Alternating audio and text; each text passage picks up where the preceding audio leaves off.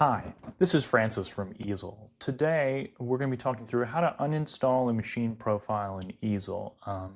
There'll be a number of reasons that you might want to do this. One is, let's say you got a new machine and you want to add that machine and get rid of the old machine profile, add a new one, get rid of the old one. That would be one reason you might want to do it. Also, if you're on the free version of Easel, you're only allowed one machine profile at a time.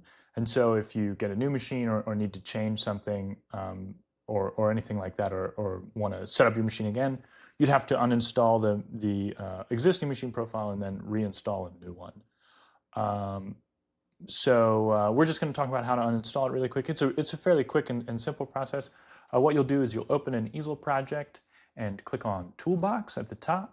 You'll get the Toolbox window that opens up, and all the way to the right is a button that says Machine Profiles. If you click on that, you can see my machine profiles here. I've got 3 Eurohome CNC carving machines, so let's get rid of a couple of duplicates. To uninstall machines, simply check the box next to the name, and then click on Uninstall in the upper right-hand corner. You won't see the uninstall unless you've got that box checked.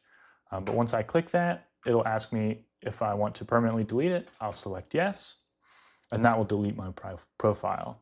If you have multiple profiles that you want to delete at the same time, you can check the box for each of those profiles that you want to delete, and then you'll again get the uninstall button in the upper right-hand corner. When I click on that, it'll ask me if I want to delete all 3 of those machine profiles. I'll select delete, and now I only have 2 existing profiles.